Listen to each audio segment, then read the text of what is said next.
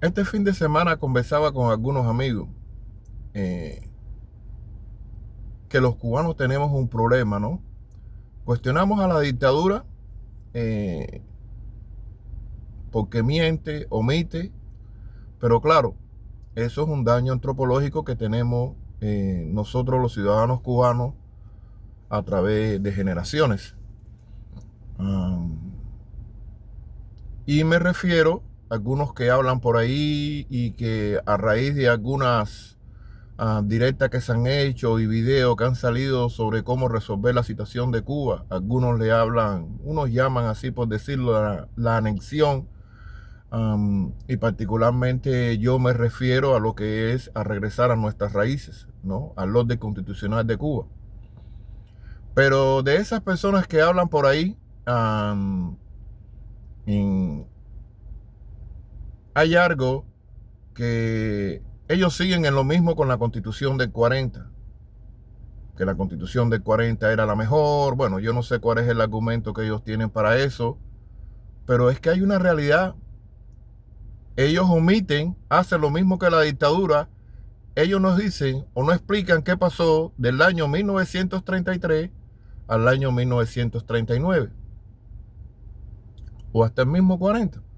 Ellos no mencionan, no hablan de la petarquía, ellos no hablan de la ABC haciendo de las suyas, ellos no hablan de el sargento Batista que lo ascienden a coronel, y todas esas barbaridades que ocurrieron en nuestra isla en ese pequeño periodo de tiempo que hace como tal que se rompa el orden constitucional que teníamos en Cuba.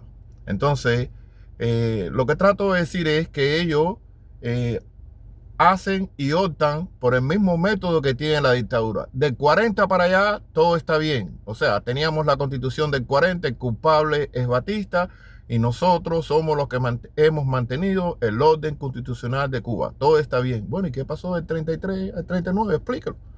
Si usted va a hablar de la historia de Cuba, dígala completa, no la diga media, dígala completa.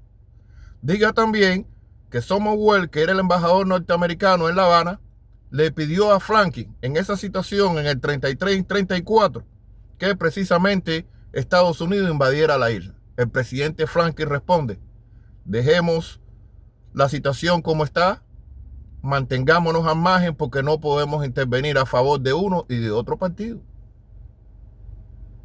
Pero ya teníamos el tratado del 34. Explícale a la gente o dígale a las personas, a los que le escuchan, qué cosa es el tratado permanente. Explíquele.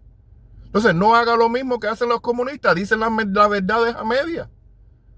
Explique la historia de Cuba como es y como tal ocurrieron de los hechos. Eso es historia.